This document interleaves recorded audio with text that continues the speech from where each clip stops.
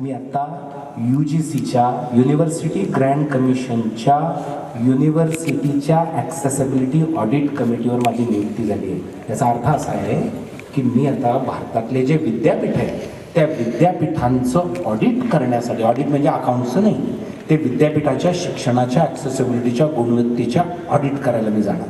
म्हणजे मी तिथे जाऊन सगळ्यांचे इंटरव्ह्यू देणार. नाही ठीक आहे, इट्स ओके, काम केलं की होतं. तर हा म्हणजे कसं झालं की काकांनी यांनी सांगावं आम्ही आज 12-10 ऑपरेशन केले, तर ते केले ना, ते होतातच त्यांचं, कारण इतकं कामच ते वर्ष. कसं आहे, मुद्दा असा आहे, मी इंजिनियरचे पण इंटरव्ह्यू घेतो, कलेक्टर होणाऱ्यांचे पण घेतो आणि शिक्षणात पण घेतो. मी काय करतो माहिती आहे, मी एकच मजबूत प्रश्न विचारतो इंटरव्ह्यू पॅनलवर, एकच. बाकी सगळी दुनिया लोक विचारत राहतात, मी एक प्रश्न विचारतो. तो काय सांगतो मला काय शिक्षण झालं, तर तो सांगतो माझं MSc PhD झालं, ठीक, किंवा माझं काहीतरी BE आणि ME झालं आणि माझी कंपनी असं समजा. मी त्याला एकच प्रश्न विचारतो, तुला काय येतं ते सांग.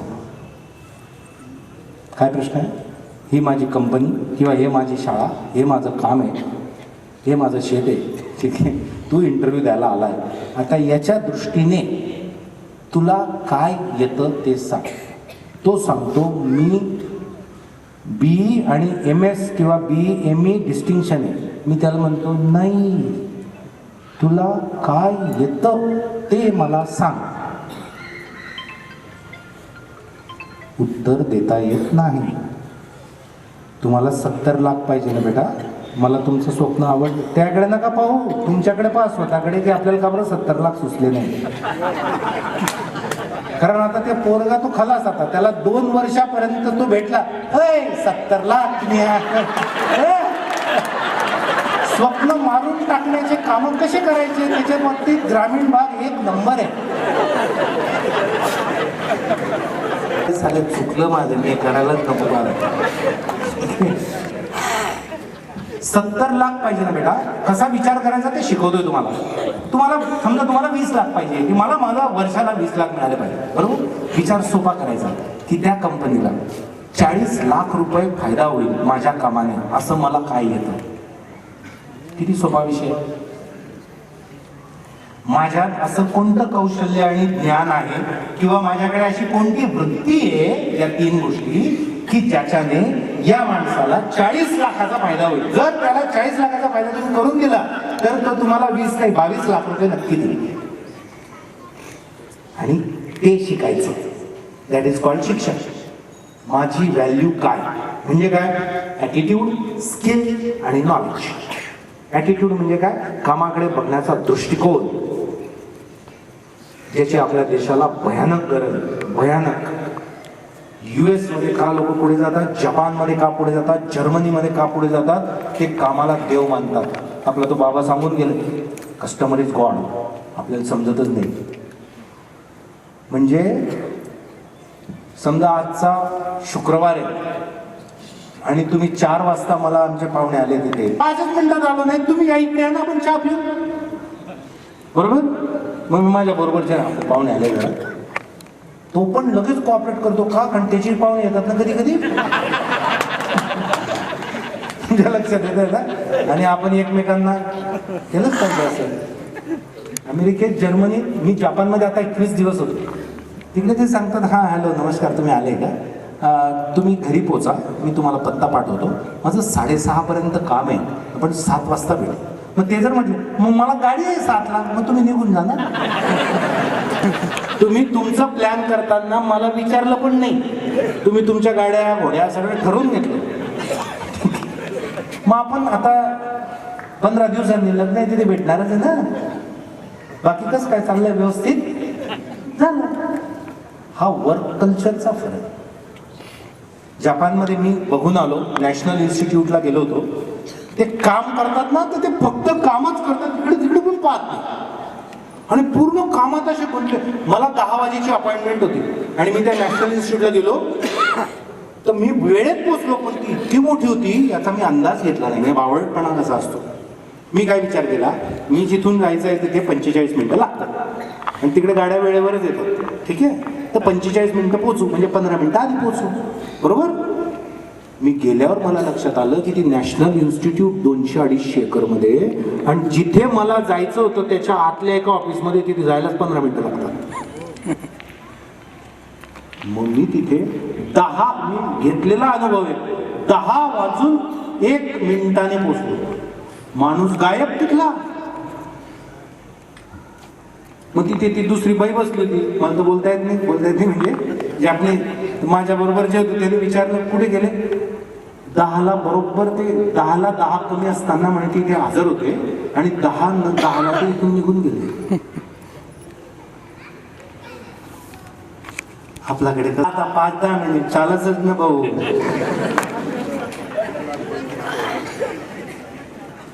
आपलं तर डायरेक्ट 5-10 मिनिट कितीला भेटायचं. हा या ना 4:30-5ला. 4:30 का 5? आपल्याला आपल्या करायचं कसं थोडंफार चालतं, हा कार्यक्रमच विसरून जायचा. बिलकुल चालत नाही. 100%चा अर्थ मी आत्ता जे काही करतोय आज इथे, पहिले 15-20 मिनिटं जे फार ज्येष्ठ लोक आहेत त्यांना थोडं शॉकिंग होतं. हे असं काय, हे खाली येऊन काय बोलताय, खुर्चीवर काय उभे राहतात. मी खुर्चीवर का बरोबर राहिलो, मला तू दिसत नव्हता तिकडचं याच्यामुळे. मग मी पाहिलं माझं गार्ड आहे ना तो कस्टमर, मी जरी इथे आलोय त्याला जर नाही समजलं तर मी काय हार इथे जे काम करायला बोलवलंय 1:30च्या बोलण्यातून, तर माझा येऊन उपयोगच नाहीये. बरं त्याचं आपल्याकडे बंधन नसतं असंही सांगितलं जातं. आता सगळ्यांचं आपल्या हातात थोडी असतं, मान्य, पण प्रयत्न 100% माझ्याकडून व्हायला पाहिजे. मी यांच्या भाषेत पण बोलतोय, यांना तर बिलकुल असं वाटत नाही की आपल्याला सोडून दिलंय, मध्ये यांना पण घेतोय. पुन्हा हे जे बसलेत 75चे त्यांना पण असं वाटायला नको की मी त्यांच्या बरोबर पण काहीतरी बोलतोय का. अरे माझं काम आहे ते 100%. तुमचं मला माहित नाही तुमच्या जीवनात काय, माझं काम आहे ते. दॅट इज कॉल्ड बेटा वर्क कल्चर. टाइम स्पेसिफिक, कामावरची पूर्ण इंटिग्रिटी. गौरव माझा मित्र आहे, संस्थेत बऱ्याच दीपसंभमध्ये अनेक वर्षापासून.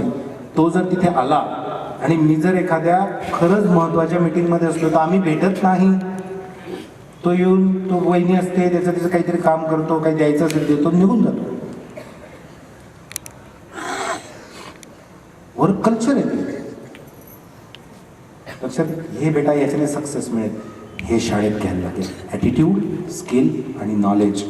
आत्मविश्वास ज्यांच्यामध्ये असेल ते 21वं शतक जिंकणार. आत्मविश्वास म्हणजे खोटा नाही, आव आणून आणलेला नाही, आतून आलेला आत्मविश्वास की मी जिंकणार आहे, मी हारलो तरी उभा राहणार आहे, मी पडलो तरी मी धडपडणार आहे आणि मी पुढे जाणारच आहे, कारण मला मेंदू दिलेला आहे स्ट्रॉंग माणूस म्हणून, आणि तो त्याला जे सांगतो तेच ऐकतो. तुम्ही जर सांगितलं ना बेटा मी ग्रेट आहे, मी ग्रेट काम करणार आहे आयुष्यात, मी उभी राहणार आहे, मी भरपूर पुढे जाणार आहे, मी हजारो लोकांचं कल्याण करणार आहे, कारण माणसामध्ये दिलेलंच आहे, प्राण्यांमध्ये नाहीये. हे जर विचार तुमच्यात रुजले, याचे छोटे छोटे प्रॅक्टिकल तुम्हाला शाळेत करायला मिळाले, तर तुमच्यात तो ओरिजिनल तुमचा आत्मविश्वास आहे. आत्मविश्वास म्हणजे माझा विश्वास, बाहेरून घेतलेला नाही. जे मुलं थोडे घाबरतात त्यांना आपण कसं घाबरायचं नाही रे, अरे घाबरायचं नाही, असं अरे ते बाहेरून नाहीये, ते बोलून नाही होत, ते जाणीवेतून होत. तुम्ही तुमच्या मुलामुलींशी बोलताना सल्ले नका देत जाऊ, चांगलं राहायचं. आमच्या टायमाला तर हे तर बिलकुल बोलायचं नाही, खबरदार असं नाही करायचं. तुम्ही जेवढे सल्ले द्याल पालक म्हणून त्याचा शून्य उपयोग आहे. त्यांना जाणीवीच्या पातळीवर जाण्यासाठी काय करावं लागेल तो विचार करा, त्यांच्याशी थोडी चर्चा करा, त्यांना काय वाटतंय समजून घ्या. त्यांनी सांगितल्यानंतर भस्कन अंगावर जाऊ नका. हा असं असतं का, अरे तू थांब रे भाऊ, तिला तसं का वाटतंय तो विचार करा आधी अजून काय ते समजून घे. बरं तुला समजत असेल तर बोल त्याच्या, नाही तर ज्याला समजत असेल सांग, आपण करू याच्यावर विचार करू. This is called communication of parents with students. ताई ठीक, 21व्या शतकात हे पाहिजे. अपयशाला न देणं, प्रयोग करणं. या 21व्या शतकात कोण चांगलं काम करू शकेल तुमच्या दृष्टीने, कोण चांगला सेटल होईल, जो डोक्याचा वापर करेल, असा हात वर करा सगळ्यांना. असं असा नाही, यांना बरे दिवस नाही सध्या, असं करा. आणि तेही सध्याच आहे, दिवस पालटत असतात, जास्त हे करायची गरज नाही. असं हा असं करा इकडे. त्याच्यानंतर असा मागे, उजव्या कानाच्या वर, डाव्या कानाच्या वर, पुन्हा वर. हा, याला डोकं म्हणतात आपल्याला आहे, ठीक आहे. आणि त्याच्यामध्ये एक मेंदू नावाचा अवयव देतात, ठीक आहे. तो मेंदू खास चालवण्यासाठी दिलेला आहे. हे कसं आहे, आमच्या काळात तुमच्या काळात डिक्शनरी असायची घरात, मराठी इंग्लिश तरखडकर फरकट सगळं असायचं, पण त्याचा वापरच केला नाही तर त्याचा काय उपयोग आहे ना. तसं हा जो मेंदू आहे ना, हा विचार करायला दिला आहे, हा निर्णय घ्यायला दिला आहे. लोक काय करतात तसं कॉपी करायला, तसं मॅच करायला दिलेलं नाही. मग ते एज्युकेशन असो, करिअर असो, लग्न असो का घर बांधणं असो.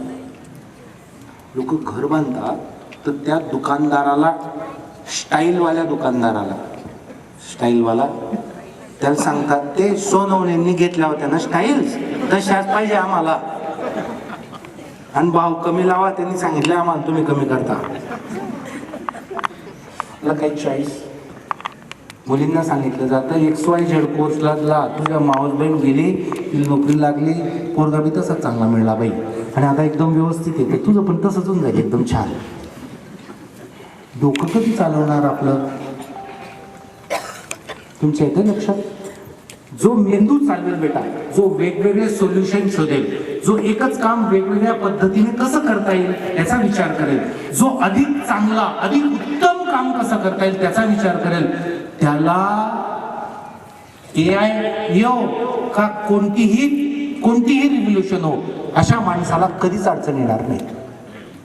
जो स्वतःचं डोकं वापरतो आणि जो सतत काहीतरी नवीन त्याच्यात एक्स्ट्रा करत राहतो.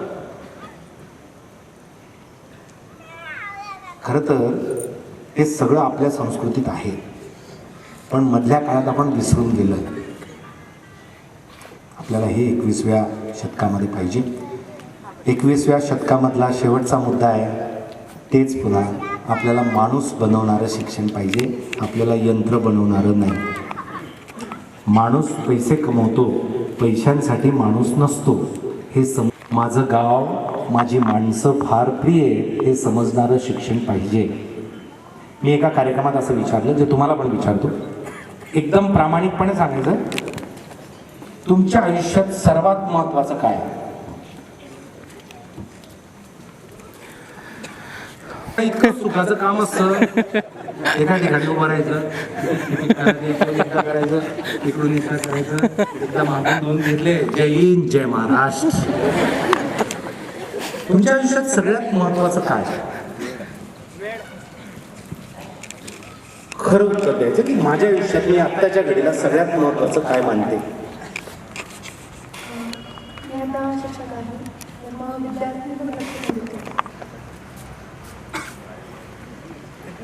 तुमच्याकडे आलोय मी, काय डेंजर बाई.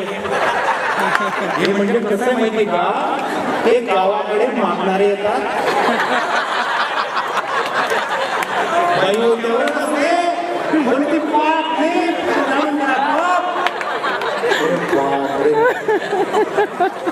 हा. तुमच्या आयुष्यात सगळ्यात महत्वाचं काय? चांगलं कारण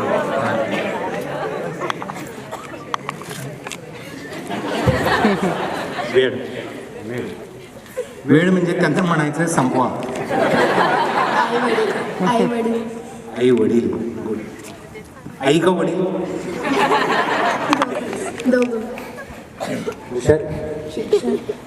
शिक्षण. ओके. परिवार.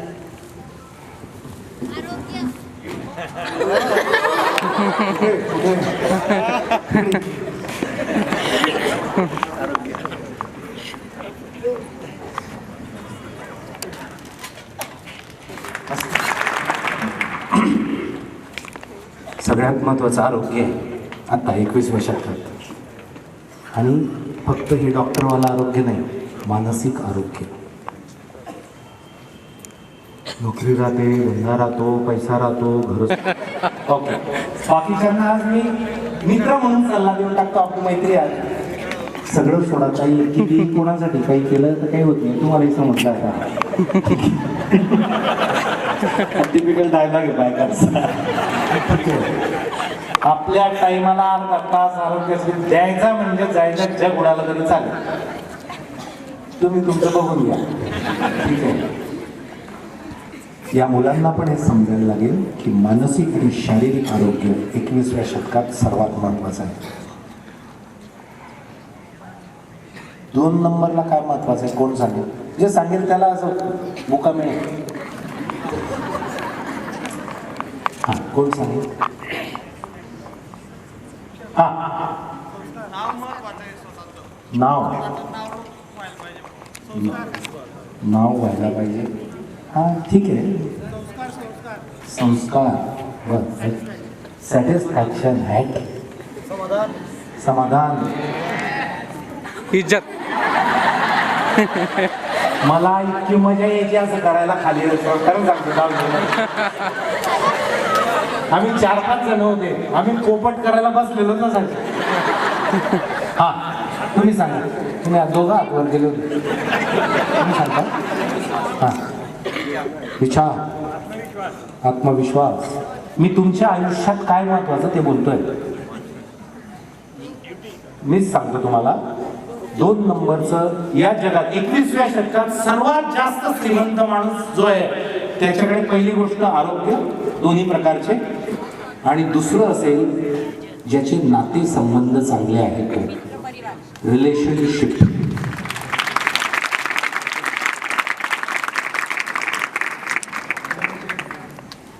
रिलेशनशिप सगळ्या प्रकारची रिलेशनशिप, ज्याला हे चांगलं जमलं तो सर्वात श्रीमंत. जमतच नाही मुलांचं पालकांचं लवकर. आता मी सांगितलं ना, कारण मॉडेलच वेगळे आहेत ना. पूर्वी एवढा फरक नाही पडायचा, आता डायरेक्ट 1980चं मॉडेल आहे, आणि हे मॉडेल 2012-15चं. अरे बापरे, अवघड आहे. आपण जे आहे 40शी, त्यांना पण आई वडिलांसाठी वेळ नाही मिळत ना. जगात सगळ्यात महत्वाची व्यक्ती आई वडील, आणि सगळ्यात कमी वेळ कोणाला देतो? उत्तम नातेसंबंध यांना कसे जपता येतील, यासाठीचे मूल्य यांच्यात कसे रुजतील. मूल्य म्हटलं की मला पहिलं मूल्य आठवतं ग्रॅटिट्यूड, कारण माझ्या आयुष्यात ते फार महत्वाचं आहे. कृतज्ञता कशी निर्माण होईल, ते काय सुंदर गाणी होती आपली मराठीत. काय ते, देवा तुझे किती मानू मी मुक्का, सुंदर आकाश.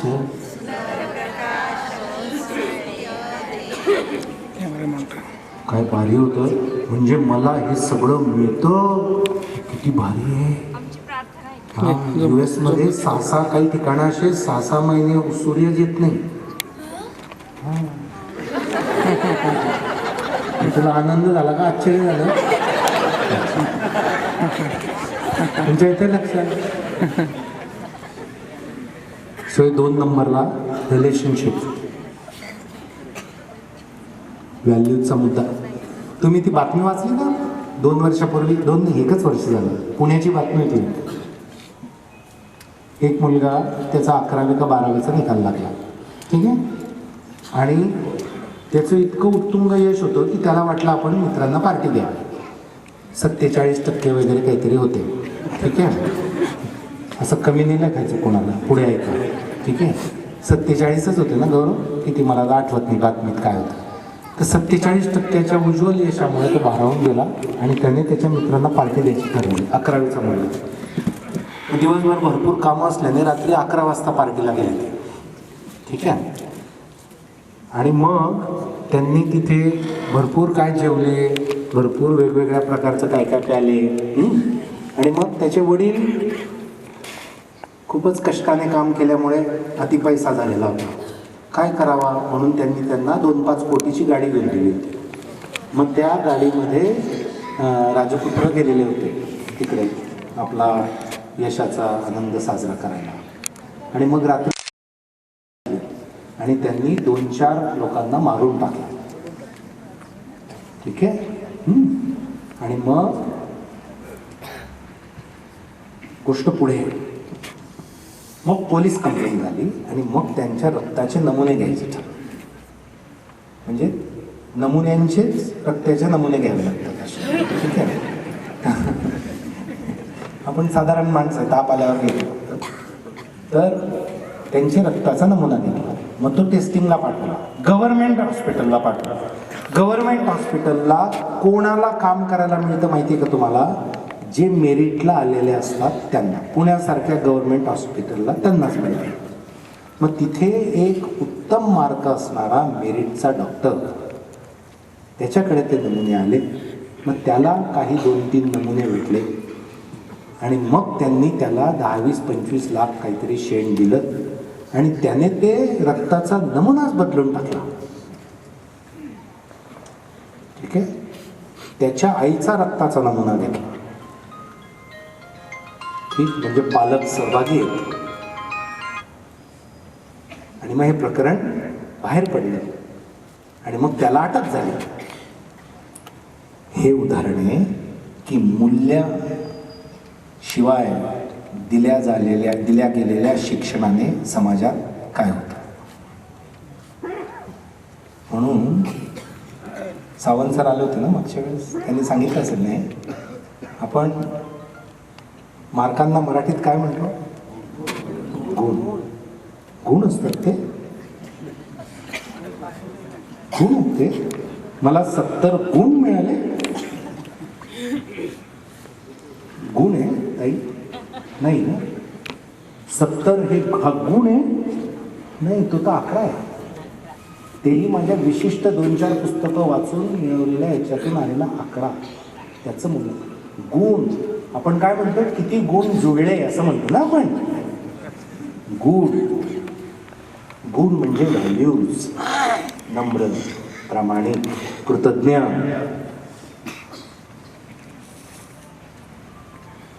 मूल्य न देता जर फक्त नंबरवर खेळ झाला तर त्याचे परिणाम आपण आता बघतोय.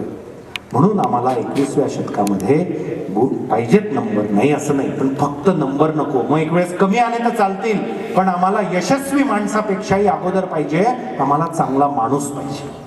चांगला माणूस म्हणजे काय? उलट विचारतो, कोणाला चांगला माणूस म्हणायचा? त्याच्यात असं काय 5 गोष्टी असतात की ज्याला आपण चांगला माणूस म्हणतात? सांगा पटापट बेटा, सांग.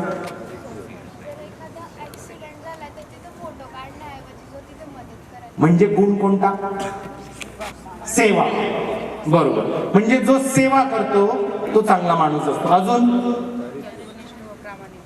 प्रामाणिक. बहुत बढिया. हा, मग तो आपल्याकडे तेच झालंय ना, पैसा, नाव आणि त्यात आता फ्लेक्स भेटतातच. हे सगळं झालं की आपल्याला वाटतं माणूस चांगला आहे. तसं नाही, तो गुणाने चांगला होतो. ठीक. हा, अजून काय?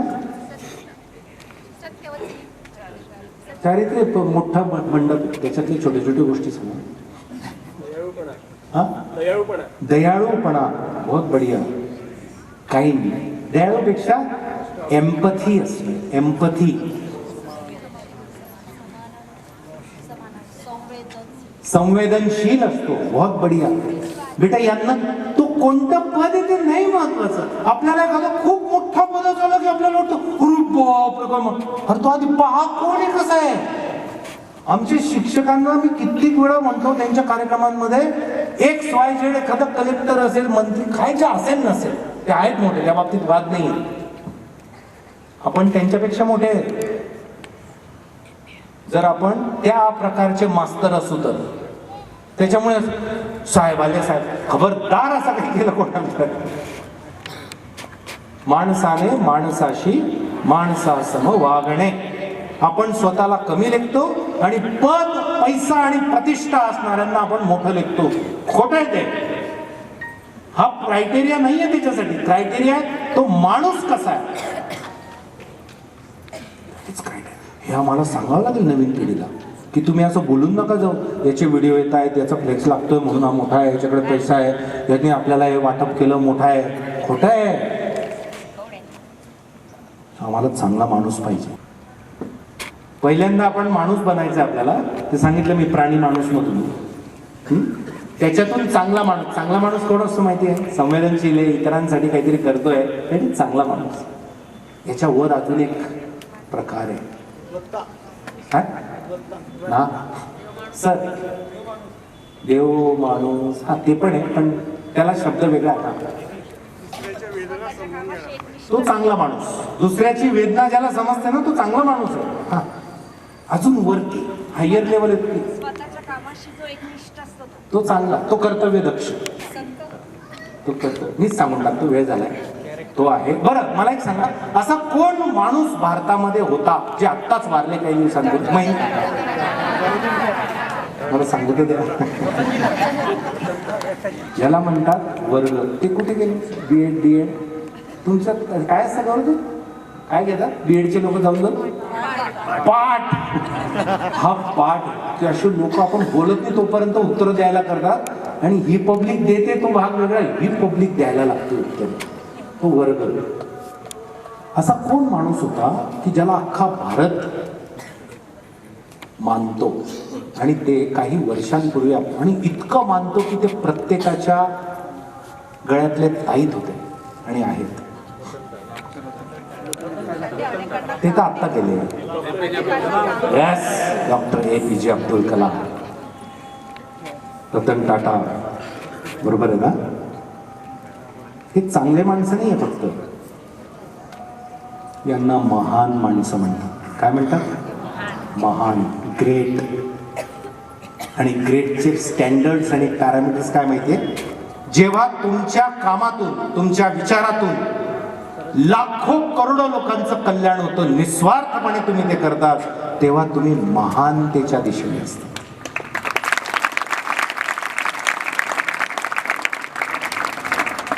आणि विवेकानंद असं म्हणतात, तुम्ही प्रत्येक जण महान कार्य करण्यासाठीच जन्माला आलेला आहात. तुम्ही जर मनुष्य असाल तर तुम्ही प्रत्येक जण महान कार्य करण्यासाठीच या पृथ्वीवर आलेला आहात, असं विवेकानंदांचं वाक्य. फक्त काय करावं लागेल? आधी तसा विचार करावा लागेल, आधी ते समजून घ्यावं लागेल की असं आहे खरंच, त्याच्यावर विश्वास ठेवावी लागेल, त्याला म्हणतात श्रद्धा असणं त्याच्यामध्ये, आणि नंतर त्याचा पूर्णतः वापर करणं. आपल्याला अशा महान लोकांची गरज आहे देशाला. हुशार लोक खूप झाले आहेत आपल्याकडे, वेड्या लोकांची गरज आहे, जी वेडी स्वप्न बघतील आणि ते पूर्ण करून दाखवतील. असे महान तुम्ही सांगा. मी सांगायचो मला विवेकानंद का डॉक्टर बाबासाहेब आंबेडकर असतात प्रत्येकात. किती सोपी सिस्टीम आहे. तुम्ही जसा विचार कराल तसे तुम्ही बनाल. मग तुम्ही तसा विचार करा, ते पाळा, तसंच करत राहा सातत्याने, तुम्ही तेच बनणार आहात. हे फार सोपं टेक्निक आहे. आणि मी सांगितलं चमत्कार असा आहे की ते प्रत्येकाला मिळाले. असं काम करण्याचा आम्ही सगळे मिळून एक प्रयत्न करतोय. त्याच्यातून कसा चमत्कार उभा राहिला त्याचा एक व्हिडिओ तुम्हाला दाखवतो, ज्या कामामध्ये डॉक्टर हरताळकर काका सुद्धा गेले 4-5 वर्षापासून खूप तनमन. मौली काय म्हणतात? एकतरी ओवी अनुभवावी, बोलावी नाही, अनुभवावी. एक CNN म्हणून व्हिडिओ आहे.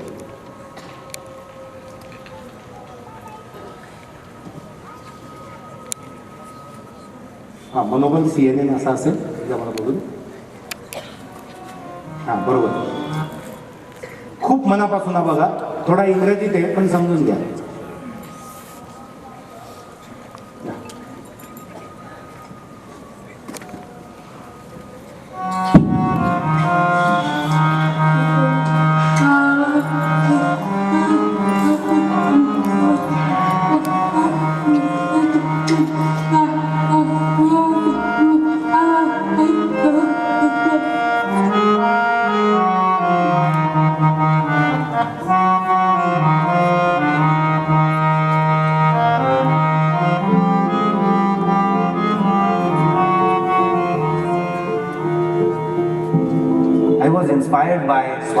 Vivekananda, I came to know the importance of education. It is the only thing which decides haves and have-nots. Photo reel करतायत At the age of 25, I decided to leave my all career opportunities in city and I came back to Jalgaon and started Deepstam Foundation.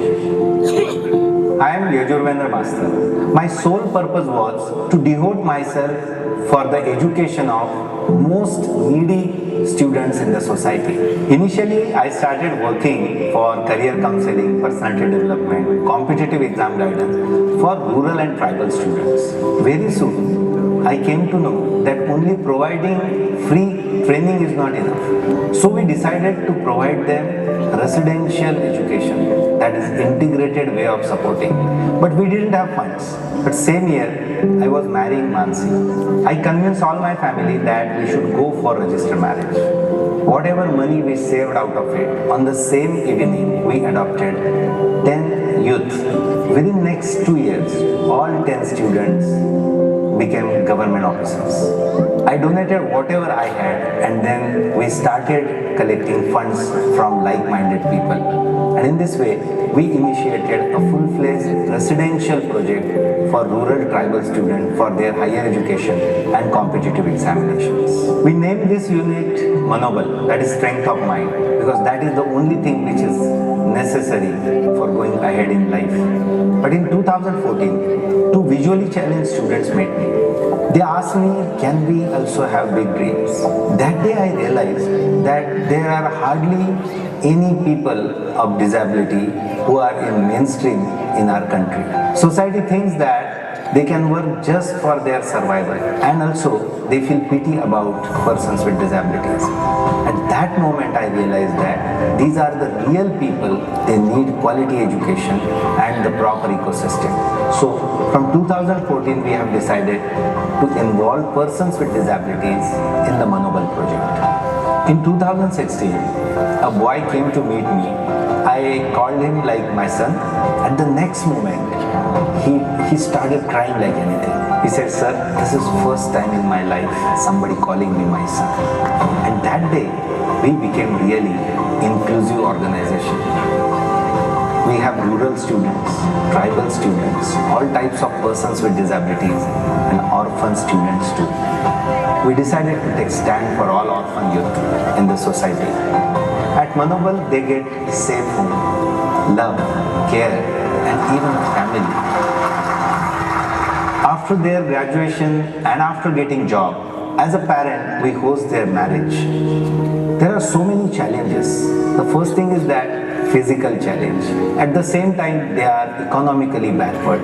People are not accepting all the persons with disability as human beings. The most important thing is that no ecosystem is available, infrastructure is not accessible, higher education is not available, and because of all struggles and hurdles, these students can't even dream of going ahead in life. So here at Manobal, we provide all the things at integrated level.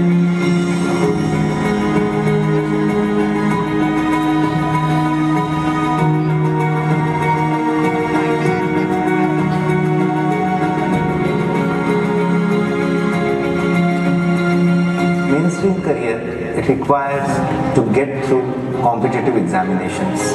We have done all these exams and their entrance exam syllabus accessible for all types of persons with disabilities. The most important thing, we have made accessible the study material for it. The required human resource is the most important thing, and accessible infrastructure and inspiring environment. Because of this integrated support, all persons with disabilities now can dream and they can complete their dream at Manobal. These students are now working in mainstream careers. They are leading theirs. They are now inspiring others and contributing for the nation and the society.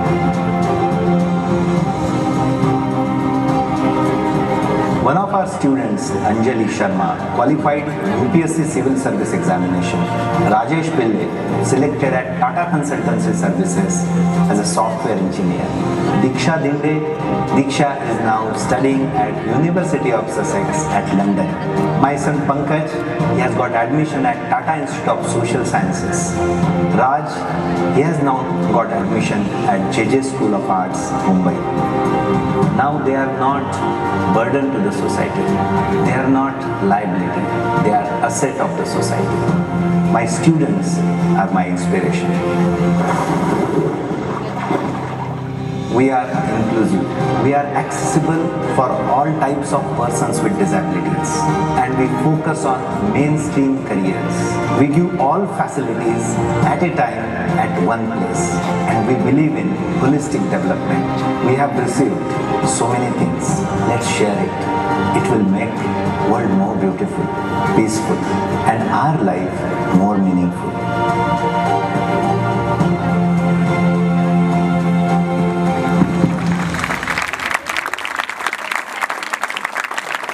एकविसवं शतक हे सून देतील.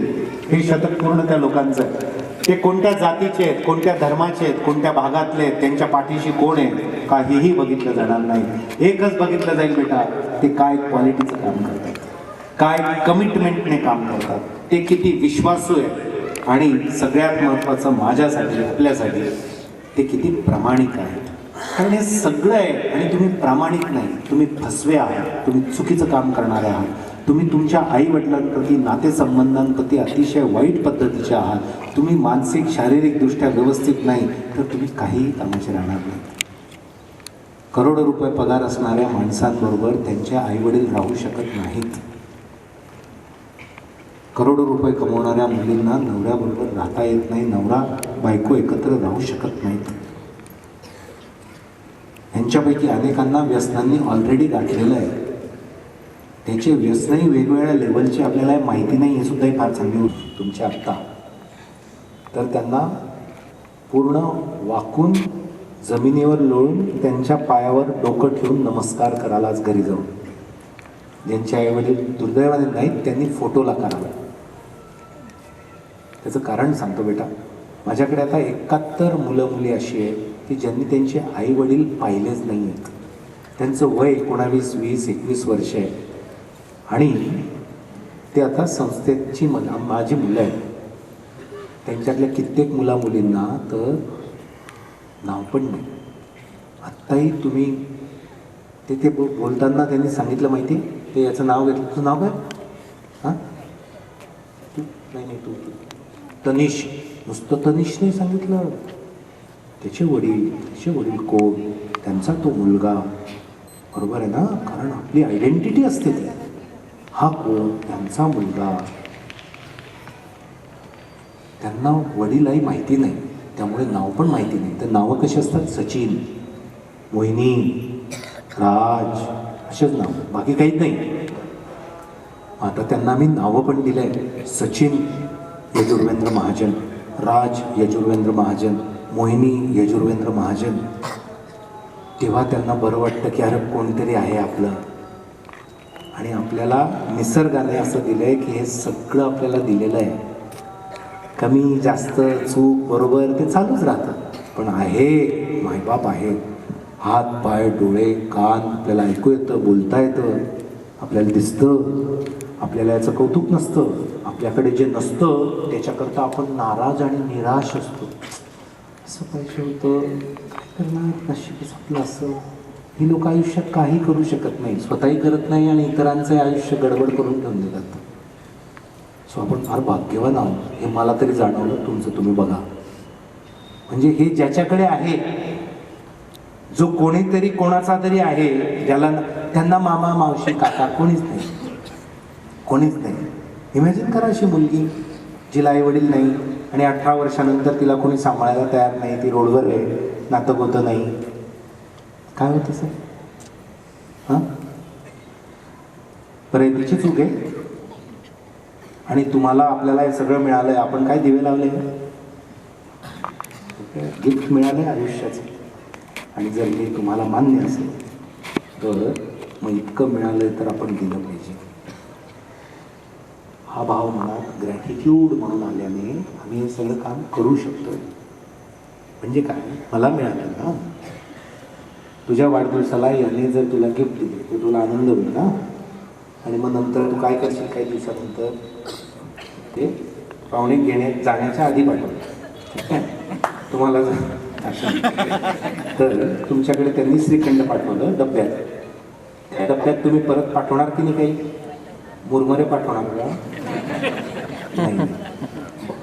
नाही नाही, त्याच दर्जाची बासुंदी, शिरा. तुम्ही एकमेकांना साड्या देता, बरोबर. तुम्ही तर असं नुसतं बघताच समजून जातो साची, बरोबर. मग परत देताना तुम्ही कितीची देता? तेवढी हजार बिजार नाही काही, एवढी क्रांती नाही झाली अजून.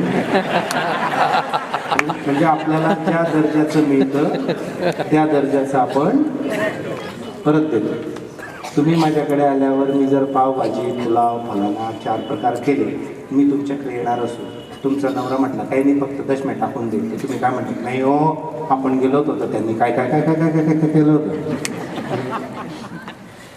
आपल्याला कोणी चहा पाजला, आपण काय करतो काही दिवसांनी, हां त्याला आता मी दिलो, तू मागच्या वेळेस दिलं होतं, परत भेट करतो. आता मला सांगा, इकडे इकडे तुला जे डोळे मिळाले हे तू गिफ्ट समजतो, खूप महत्त्वाचं अमूल्य असं. हो, मग हे डोळे तुला मिळाले निसर्गाकडून, तू काय परत दिलं? समजा तुला हे हात नसते, प्रॉब्लेम होतो ना, किंवा तुला ऐकूच आलं नसतं, तर तुला या शाळेत ॲडमिशनच मिळाली नसते. मी गिफ्ट केली, मग तुला हे गिफ्ट मिळालं, तू परत काय दिलं? तर तुझं नाही म्हणत. हा प्रश्न मला पडला. मला माझ्या मायबापाने इतकं प्रेम दिलं, देतात अजूनही. दुर्दैवाने माझे वडील लवकर गेले, पण माझी आई आहे, परिवार आहे, मग मला प्रेम मिळालं, मी काय दिलं? मग ज्यांना जग बघण्याचा प्रकाश देऊ, ज्यांना पाय नाही त्यांना खांद्यावर उचलून घेऊ, ज्यांना हात नाही त्यांच्यासाठी असं शिक्षण तयार करू, अशी जागा तयार करू की ज्यांना शिकता येईल, असा विचार केल्याने हे सगळं उभं राहिलं. ज्याला देता येतं तो माणूस बनायला सुरुवात होते. आणि त्याच्या अगोदर शब्द आहे निस्वार्थ. माझं नाव आलं पाहिजे असं नाही.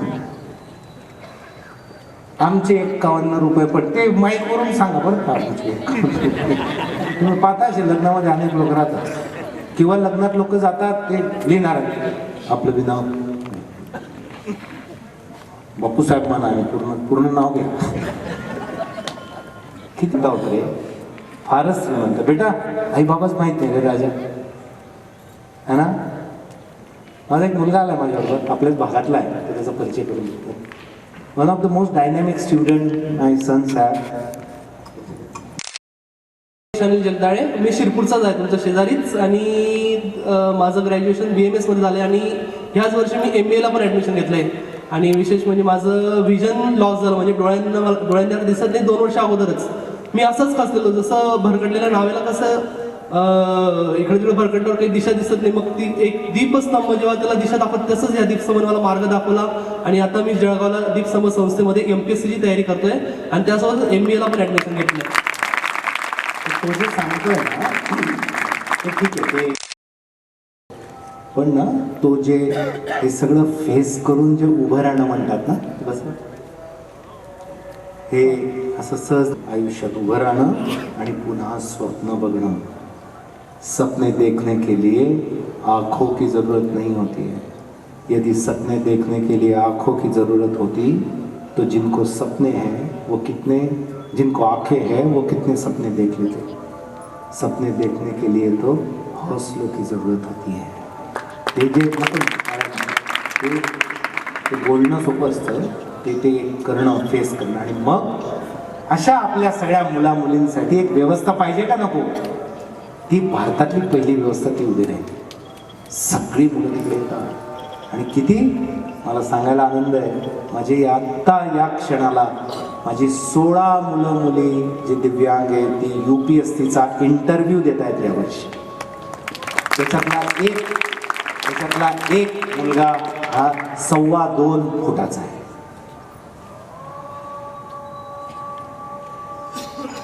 सो आपल्याला सद्भाव, संयम, सेवाभाव करतात.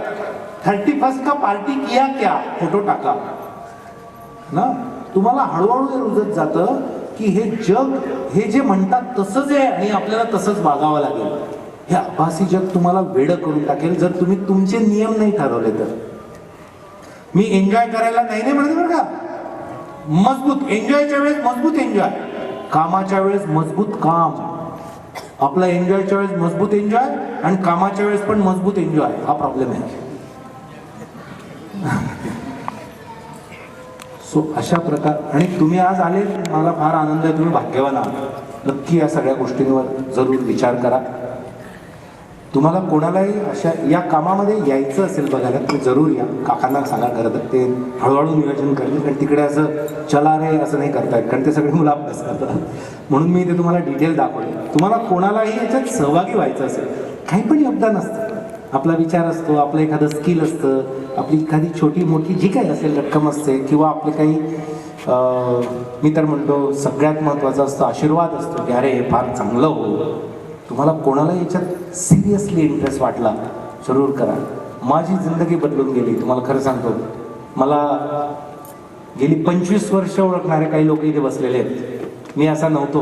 हां, बरेच भाऊ लोक माझ्यात जे पूर्ण बदल होत गेले, अधिक उत्तम उन्नत, ते सगळे या गोष्टीने. आणि हे सगळं आपल्या स्पिरिच्युअलिटीमध्ये दिलं आहे भारताच्या. हे सगळं जगातलं ज्ञान फक्त भारतात आहे, बाकी कुठे नाही आहे. त्यासाठी लोक इकडे येतात. फक्त ते कृतिशील ज्ञान पाहिजे तर त्याचा उपयोग होतो. मला फार आनंद वाटला मी आज इथे येऊ शकलो.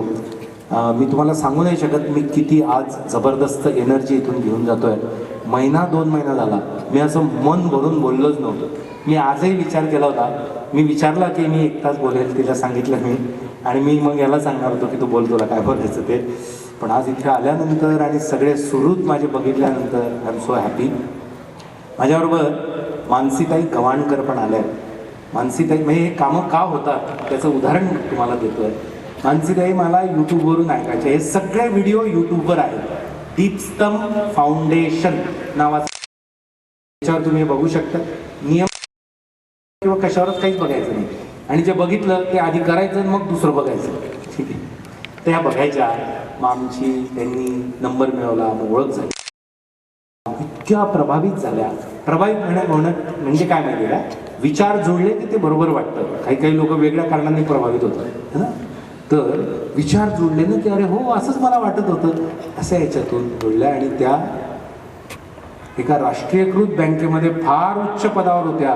त्यांनी VRS घेतलं आणि आता महिन्याचे 10 दिवस इथे जळगावला तुमच्या मनोबलला येऊन काम करतात माझ्यासोबत. या अशा व्यक्तींमुळे, असे हजारो लोक आहेत, त्यांच्यामुळे हे सगळं काम होतं. आणि हे असा विचार करणारी लोक वाढणं फार, फक्त हे काम करणं म्हणून नाही म्हणत आहे, असा भाव असणं. मग तो कुटुंबातही येतो ना. आजकाल सगळ्यात मोठे डिस्टर्बन्सेस तिथे व्हायला सुरुवात झाली. आपल्याकडे अजून नाही आहे, होईल आता हळूहळू. तर कोणाला काही एखादा प्रश्न असेल तर एखादा प्रश्न घेऊ आणि नंतर आपण थांबू. एक अर्ध्या सेकंद. जीवनात आपण फार मोठं ध्येय साध्य केलेलं आहे. या पुढचं आणखी काय आहे हे आम्हाला सांगा. पत्रकार. बहुत बढिया. मी खरंच मुद्दा राहून गेला होता मला सांगायचा. स्वप्न असं आहे, आता 500 मुला-मुलींचं आपण सगळे मिळून मायबाप आहोत. म्हणजे आम्ही, मी एकटा नाही, खूप लोक आहेत. अशी व्यवस्था बसवली. आता हेच पुण्यात सुरू झालं. यावर्षी दिल्लीत सुरू होणार आहे जूनपासून. त्यानंतर बँगलोर, त्यानंतर चेन्नई, भुवनेश्वर, गुवाहाटी, लखनौ. भारतात पुढच्या 10 वर्षात असे 10 प्रोजेक्ट होणार. आणि 12-15 वर्षात आपण असं म्हणू शकू की आमचा असा महान देश आहे की या देशात दिव्यांग, अनाथ, ट्रान्सजेंडर अशा मुलांच्या उच्च शिक्षणाची संपूर्ण व्यवस्था भारतात तुम्ही कुठेही जा आहे. याला खरं म्हणतो महान देश. ही समस्या बेटा असं काम करा तुमच्या क्षेत्रात की आपण काहीतरी सो पैसे कमवा, पण पैसे महत्वाचे पण खूप महत्वाचे नाहीये. महत्वाचं काय आहे ते तिकडून एक आलं होतं, नाव झालं पाहिजे. तुम्ही म्हटलं ना, तर ते नाव कशामुळे झालं पाहिजे? तुम्ही असं काय केलं की लोकांचं भलं झालं, म्हणून तर रतन टाटाचं नाव घेतलं.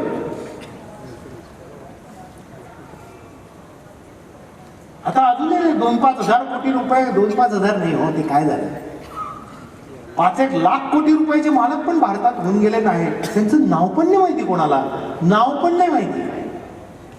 म्हणून तुम्ही असं काम करा की ज्याच्याने कोणाचं तरी भलं होतं, कुठल्या तरी मार्गाने होतं, आणि ते उद्देश पाहिजे. मी सुरुवातीला म्हटलं ना, उद्देश काय शिक्षणाचा, हा उद्देश पाहिजे. अरे घर घ्या, एक घर घ्या ना, अजून काय, इथे तिथे ही गाडी, ती गाडी, न्यू गाडी, बरं एखादा छंद ठेवा. चला, एखाद्याला गाड्यांची आवड आहे, काय हरकत नाही ना, गाड्या सगळीच आवड आहे, सगळ्याच वस्तू घेत राहायच्या.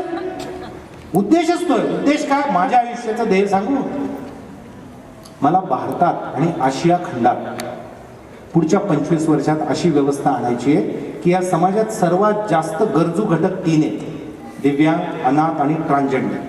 हे सगळ्यात गरजू आहे, बाकी त्याच्यानंतर येतात सगळे, हे सगळं व्यवस्थित आहे बाकीच्यांचं, हे सगळ्यात खाली. माझं स्वप्न आहे की अशा करोडो या लोकांचं आशिया खंडातल्या भलं झालं पाहिजे, आणि मी 25 वर्षात करणार आहे.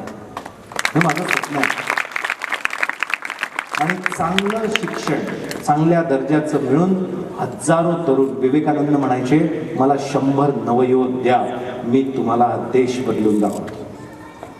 आता देश वाढला, लोकसंख्या वाढली, मला असे 1 लाख तरुण घडवायचे देशामध्ये की जे त्यांच्या त्यांच्या क्षेत्रात असा विचार करतील. दिस इज माय ड्रीम.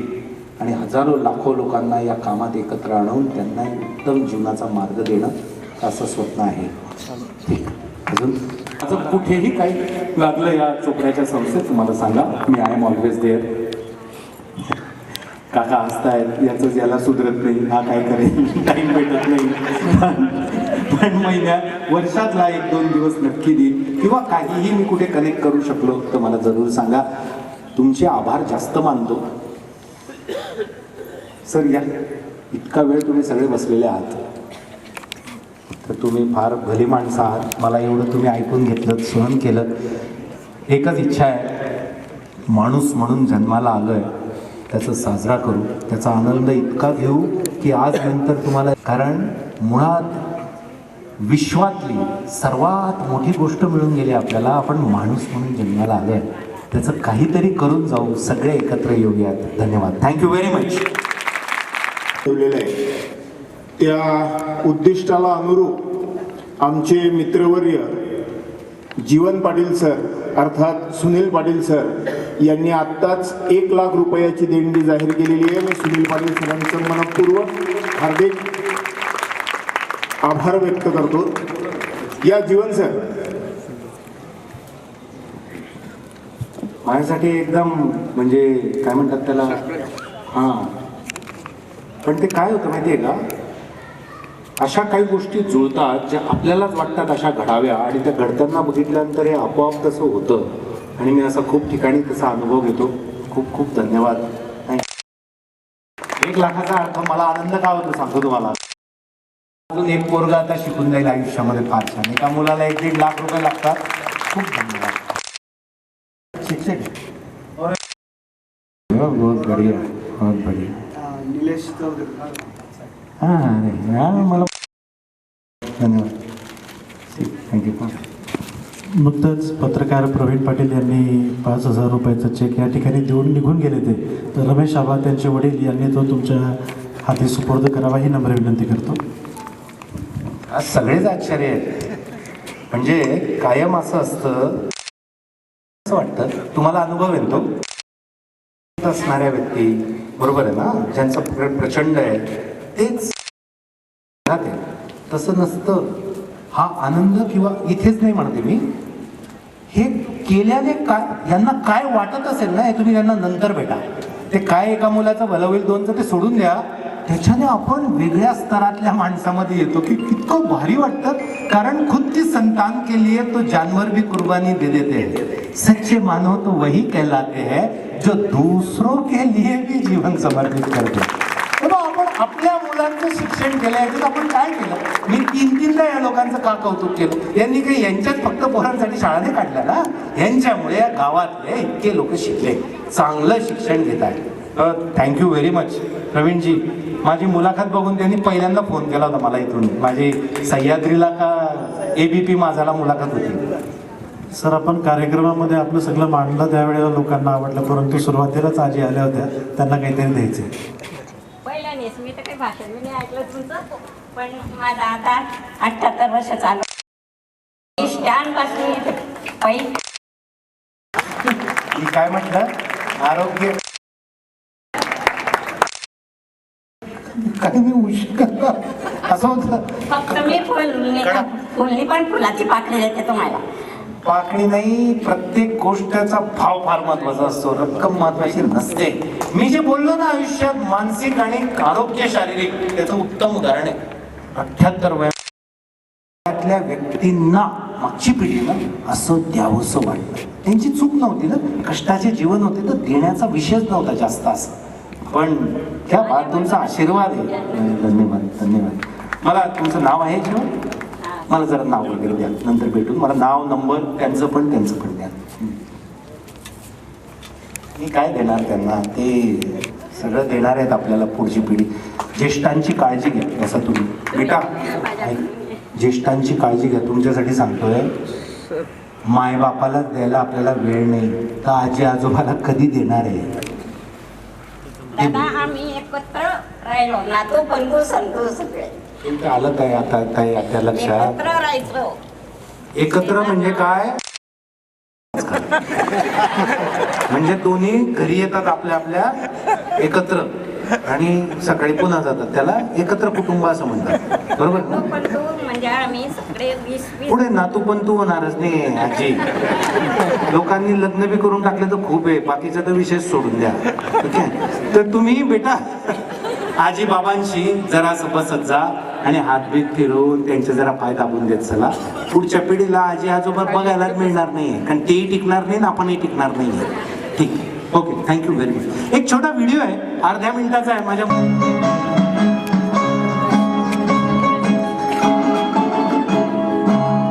किसी की मुस्कुराहटों पे हो निशान, किसी का दर्द मिल सके तो ले उधार, किसी के वास्ते हो तेरे दिल में प्यार, जीना इसी का नाम है. किसी की मुस्कुराहटों पे हो निशान, किसी का दर्द मिल सके तो ले उधार, किसी के वास्ते हो तेरे दिल में प्यार, जीना इसी का नाम है.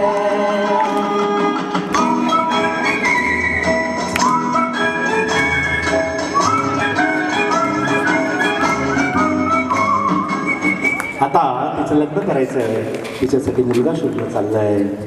मग आमच्यात पद्धत अशी आहे, ज्याच्याकडे लग्न होतं ना त्याला थोडं आम्ही सांगतो की जरा कमी खर्च कर, जरा बाकी कर हाऊस माऊस. आणि दुसरं पत्रिकेत असं टाक की पुष्पगुच्छ भेटलोस तो आणूनच, कंसात त्याचा काहीच उपयोग नसतो. ठीक आहे, तर तू जेवढ्याचा गुच्छ घेणार असेल, जेवढ्याचं भांडं घेणार असेल ते पैसे घेऊन ये. मग ते सगळे मिळून एका याच्यात पैसे जमा होतात. ज्याच्याकडे लग्न तो त्याच्यात पैसे टाकतो दोघंकडचे, आणि त्याच्यातून एवढे पैसे तयार होतात, 1,00,000-2 लाख किमान, की त्याच्यात माझ्या एका मुलाचं किंवा मुलीचं पूर्ण लग्न होऊन जातं सांग ना. आणि मग या मुली लग्न होऊन सासरी जातात आणि नंतर मग दरवर्षी 2 वेळा त्या माहेरासाठी पुन्हा आमच्याकडे येतात. पहिलं माहेर पाहिजे की नाही, है ना. तर असे माहेरचे मेळावे 2दा आपल्याकडे होता. त्या सगळ्या मुली मग मेहंदी, झोके, माहेरच्या साड्या असं सगळं चालतं. ठीक, हां, चल, थँक्यू व्हेरी मच.